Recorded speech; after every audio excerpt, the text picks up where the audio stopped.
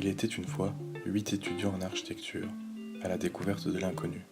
Nous sommes ici avec Manon, Angélique, Marie, Roxane, Nandini et les deux Thomas, ainsi que Samuel, à la découverte d'une nouvelle ville, la ville de Shanghai, une nouvelle architecture, de nouvelles typologies urbanistiques, une nouvelle culture.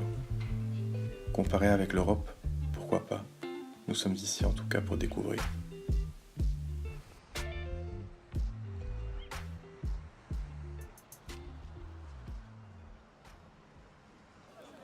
À ses origines, Shanghai était un petit village de pêche. Aujourd'hui, Shanghai s'est élevé au rang de centre chinois des affaires et de la finance, tout en étant un des ports les plus actifs de Chine. La ville de Shanghai, traversée par le fleuve Huangpu, est aujourd'hui la ville la plus cosmopolite de Chine. Elle compte environ 17 millions d'habitants et toutes les nationalités s'y côtoient. Shanghai est un étonnant mélange de styles architecturaux. Les bâtiments des années 30 du Bund, les gratte-ciel modernes de Pudong, les demeures européennes de l'ancienne concession française et les maisons traditionnelles chinoises dans la ville cohabitent. Il suffit de se balader à travers la ville pour découvrir des ambiances totalement différentes. Et la nuit, la ville s'anime, tout s'éclaire. On peut dire qu'en Shanghai, plusieurs mondes se côtoient et la découverte de cette ville offre bien des surprises.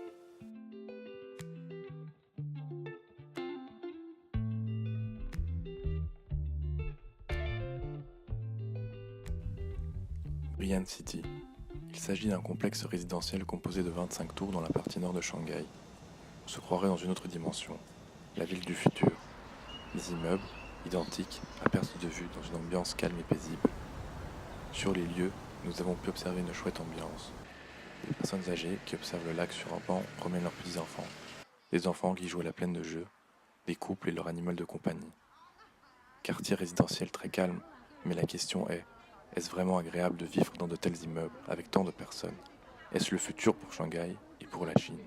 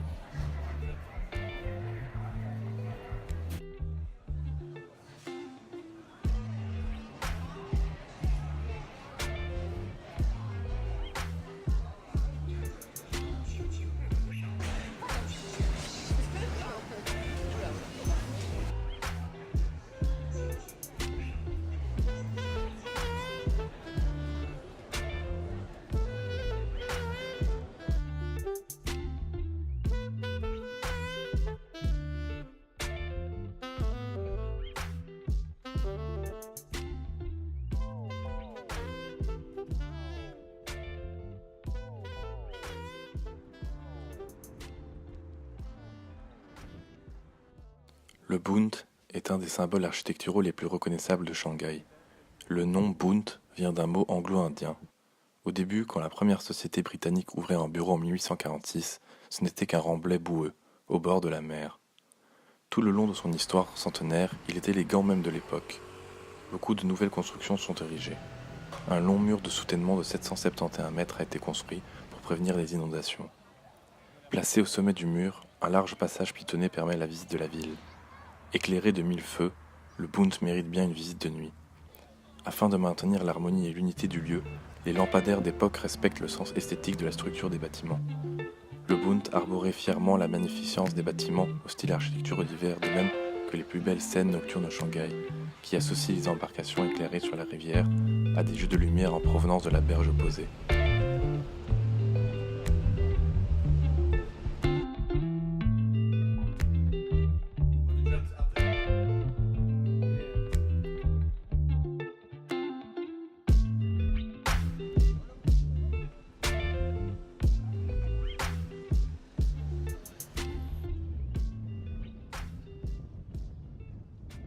Les shikumen sont donc les maisons traditionnelles qui sont apparues au début du XXe siècle à Shanghai.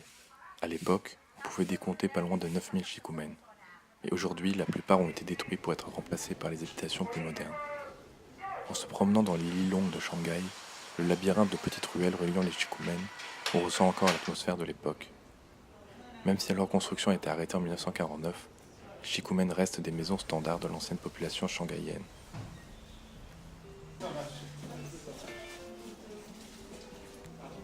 We have a very restrictive urban planning control for the conservation and also any new buildings. So the urban planning bureau, they control the new building improvements and also the modification and improvement of the whole city built area. And such conservation area will be added to the list through time and through people's requests, but they have every 5 years to renew the list and to reconsider some changes of the site. In the past years, the expansion of historical building to historical area and also the historical featured streets has been listed as well.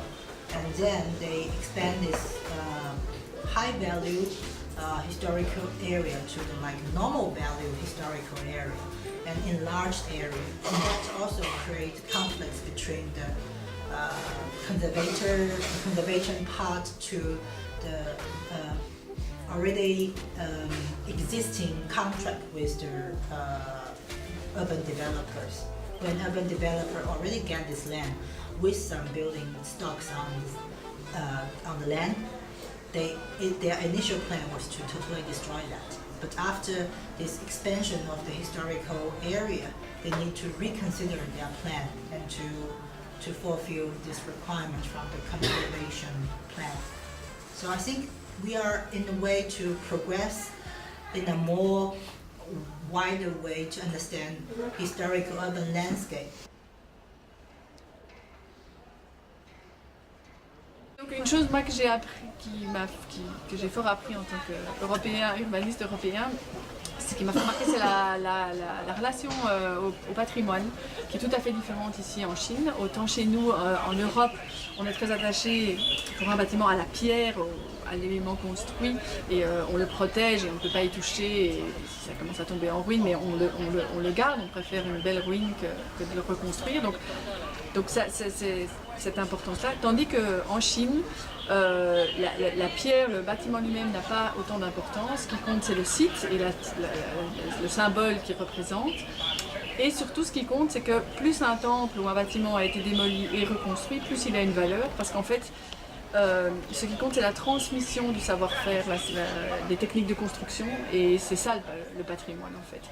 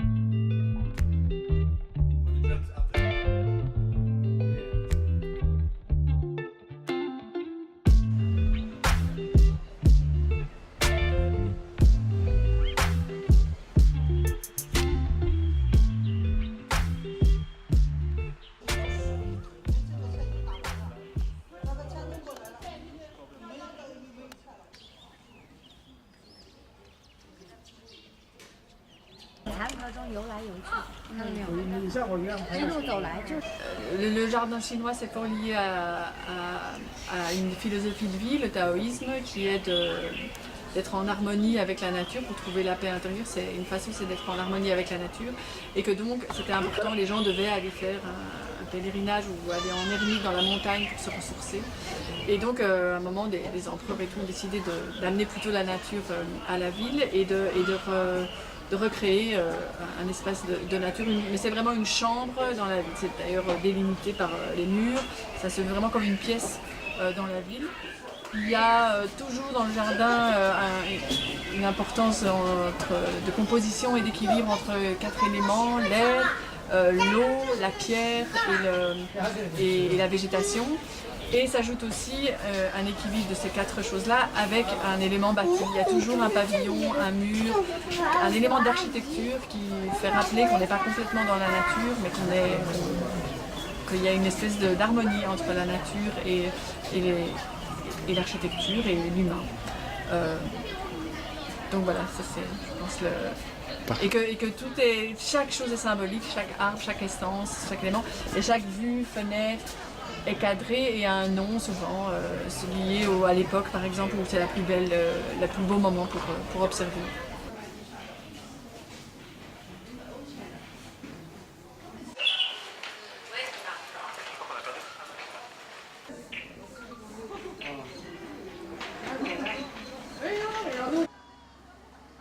Suzhou est une ville placée sous le signe de l'eau, due à son réseau aquatique hors du commun.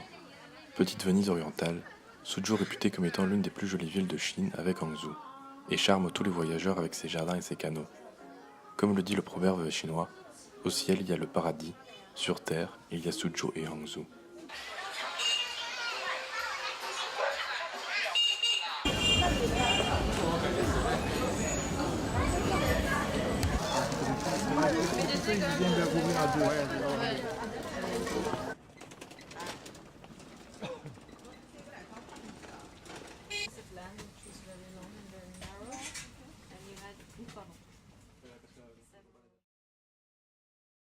La ville de Shanghai est un paradoxe, une association de différentes architectures qui se contredisent mais cohabitent dans une incompréhensible unité. Il n'y a aucune transition. On est plongé dans 2 univers, 2 ambiances complètement différentes d'un bout à l'autre d'une rue. On s'arrête pour flâner, observer, admirer et essayer de comprendre. C'est un tour de manège plein de rebondissements à ne pas manquer.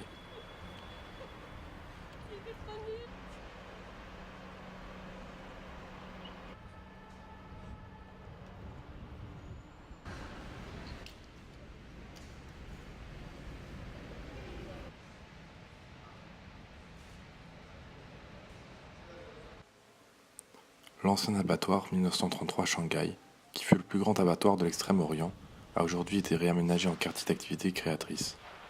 Ce bâtiment de béton aux 300 colonnes s'étend sur plusieurs étages, en plein cœur d'un quartier résidentiel traditionnel de Shanghai. Lyndon Neri et Rosenau conjuguent depuis 10 ans architecture et design, portés par la modernité et l'énergie symbolisant la Chine aujourd'hui. En annonçant d'emblée qu'ils sont tous deux aux antipodes du feng shui, mais chinois, autrement en jouant par exemple sur les interactions entre l'espace public et l'espace privé, à l'image des Shanghaïens qui font sécher leur linge à même les rues. À la tête d'une agence effervescente regroupant pas moins d'une centaine de personnes, les architectes et designers les plus en vue de Shanghai signent simultanément des contrats aux 4 coins du globe.